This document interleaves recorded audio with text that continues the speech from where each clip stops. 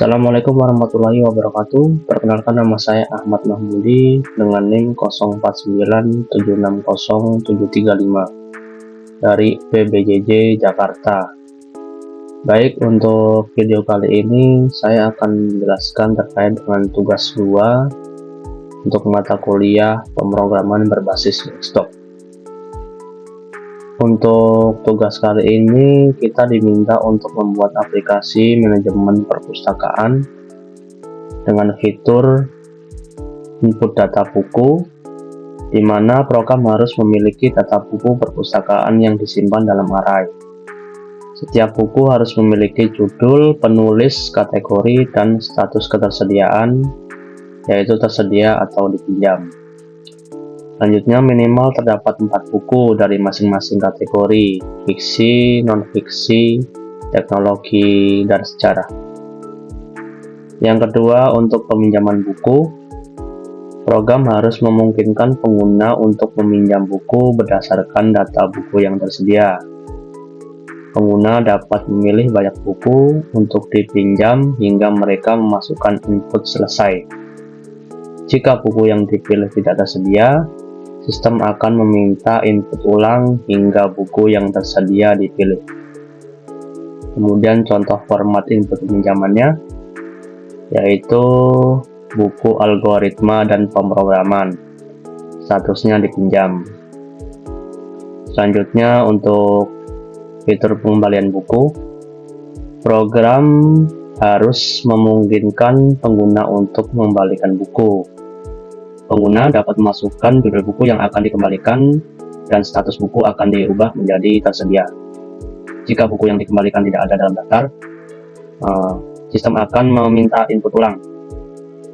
Selanjutnya, untuk menghitung denda keterlambatan, jika buku dikembalikan lebih dari 7 hari, maka pengguna akan dikenakan denda sebesar Rp5.000 per hari keterlambatan. Selanjutnya, total denda akan ditampilkan setelah buku dikembalikan.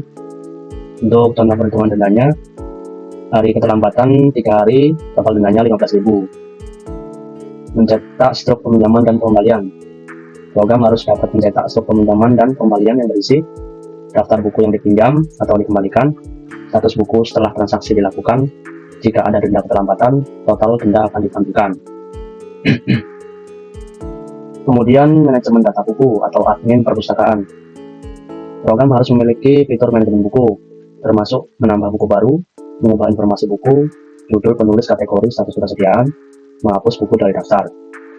Navigasi menu harus memungkinkan pengguna untuk kembali ke menu utama. Saat mengubah atau menghapus buku, sistem akan meminta konfirmasi sebelum eksekusi.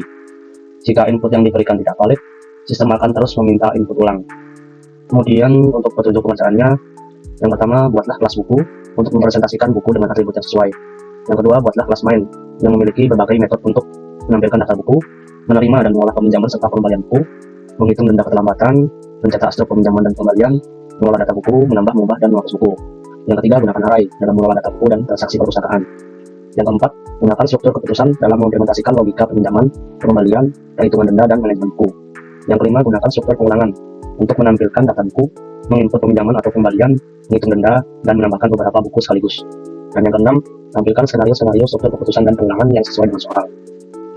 Baik, selanjutnya saya akan mengimplementasikannya ke dalam Visual Studio Code terkait dengan kelas buku dan kelas mainnya.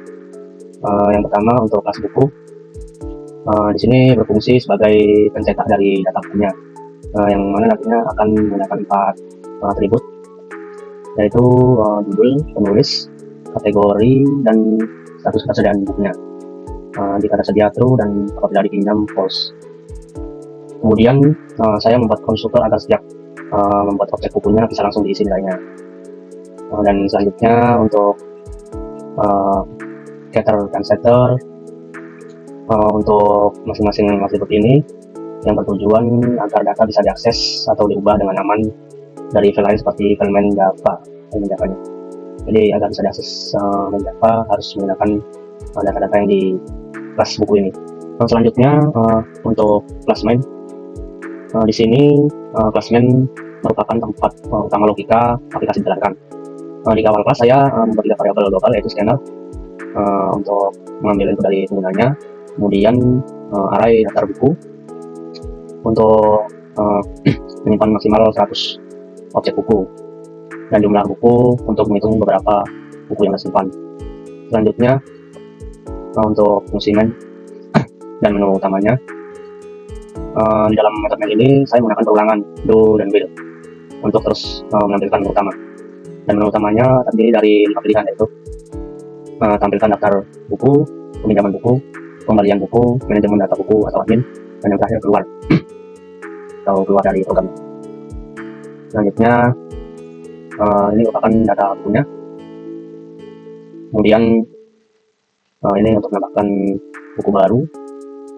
Selanjutnya untuk tampilkan buku digunakan untuk menampilkan seluruh daftar buku yang sudah ditambahkan. Jika belum ada buku, maka akan muncul pesan tidak ada buku. Dan jika ada, maka setiap buku akan ditampilkan lengkap mulai dari judul, penulis, kategori, dan status ketersediaannya. Kemudian untuk pinjam buku. Untuk pinjam buku ini memungkinkan pengguna untuk pinjam buku berdasarkan judul. Dan sistem akan memeriksa apakah buku ditemukan, apakah masih tersedia. Jika ya, maka statusnya akan diubah menjadi dipinjam. Jika tidak, maka akan muncul pesan buku sedang dipinjam. Kemudian untuk fungsi kembalikan buku. Untuk kembalian buku, pengguna tinggal memasukkan judul buku yang ingin dikembalikan. Kemudian jika buku memang sedang dipinjam, maka akan ditanyakan berapa hari keterlambatannya. Selanjutnya, jika terlambat lebih dari 7 hari, maka akan dihitung denda sebesar Rp500 per hari keterlambatan. Setelah itu akan dicetak struk berisi informasi buku dan total denda. Kemudian untuk menu selanjutnya yaitu admin. Untuk menu admin digunakan oleh petugas perpustakaan untuk menambah buku baru, mengubah informasi buku, menghapus buku dari daftar. Semua pilihan ini bisa diakses dari menu utama dengan memilih opsi nomor 4, kembalikan ke menu utama. Kemudian fungsi tambah buku. Di fungsi tambah buku, admin akan diminta memasukkan judul penulis dan kategori buku. Setelah itu, buku langsung disimpan ke array daftar buku, dan jumlah buku akan bertambah 1. Kemudian untuk fungsi ubah buku digunakan untuk mengganti informasi buku berdasarkan nomor urut di daftar. Admin bisa mengubah judul, penulis, atau kategori sesuai kebutuhan. Kemudian untuk fungsi hapus buku. Fungsi ini untuk menghapus buku, admin memilih nomor urut buku dan sistem akan menggeser elemen array agar tidak ada kata kosong. Setelah itu jumlah buku dikurangi 1. Selanjutnya fungsi cari buku. Untuk fungsi cari buku digunakan untuk mencari buku berdasarkan judul. Digunakan di beberapa tempat seperti saat meminjam atau mengembalikan buku untuk memastikan buku memang ada di dalam daftar. Baik, kita akan coba running.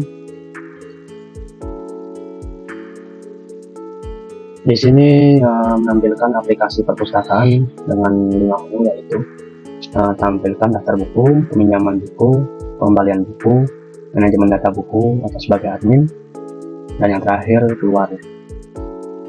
Kemudian kita akan simulasikan, yaitu dalam aplikasi ini untuk menampilkan daftar menu dengan mengetik angka 1.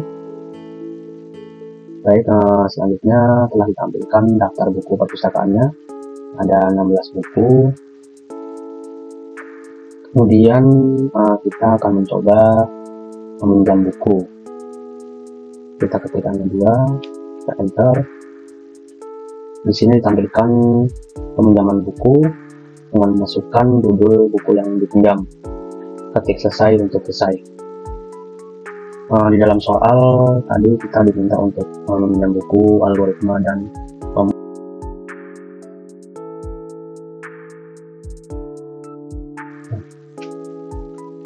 dan buku berhasil dipinjam, algoritma dan pemrograman.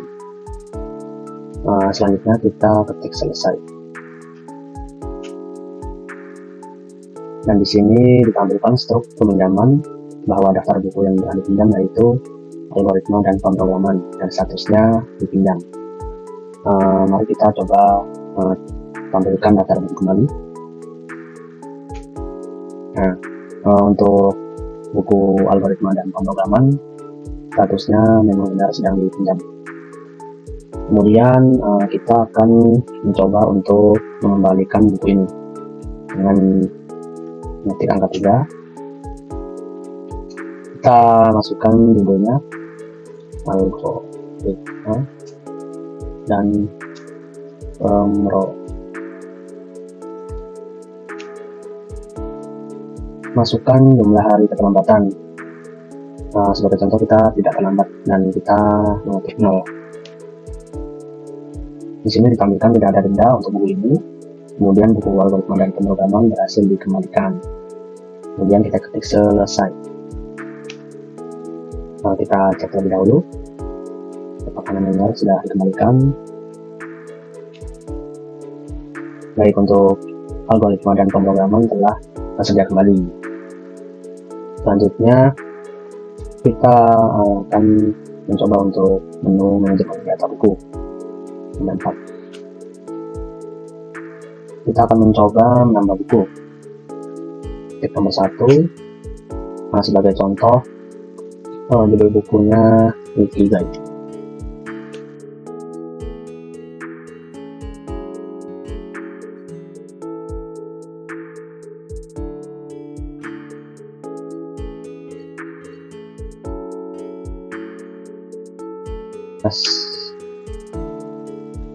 Masukkan kategori bukunya dan fiksi.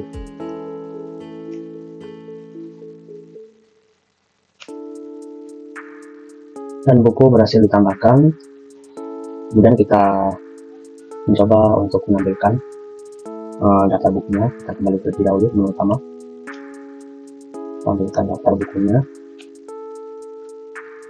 Di sini terdapat buku tambahan yaitu Ikigai dengan karya Hector Garcia dan Frances Miralles.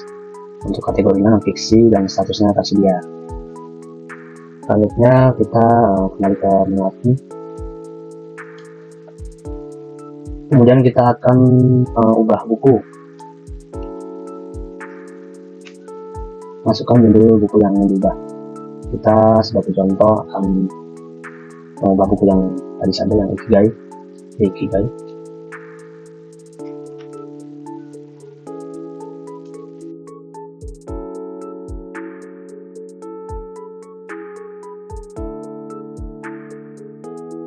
Penulis bukunya sama tidak.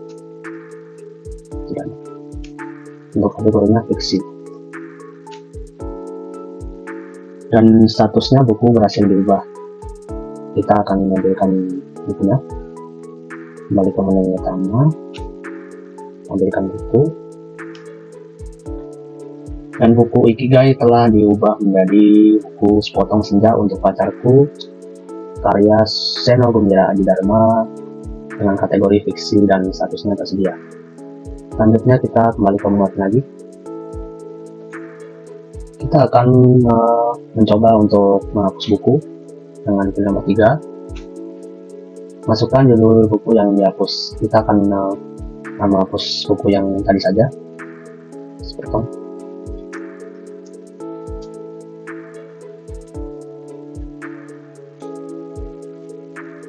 Dan buku Sepotong Senja untuk Pacarku telah berhasil dihapus. Selanjutnya kita akan ngecek kembali, coba kembali ke menu utama, tampilkan daftar buku.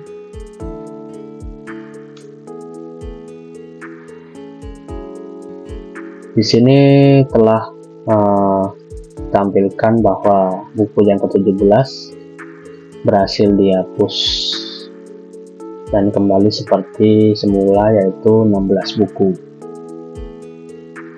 Selanjutnya kita akan pilih menu keluar dan ditampilkan terima kasih sudah menggunakan aplikasi perpustakaan ini. Baik, mungkin dari saya cukup sekian terkait dengan penjelasan tugas 2, yaitu membuat aplikasi manajemen perpustakaan. Mungkin dari saya cukup sekian. Apabila ada kekurangan dan kesalahan dalam penjelasan, mohon maaf. Dari saya, wassalamualaikum warahmatullahi wabarakatuh.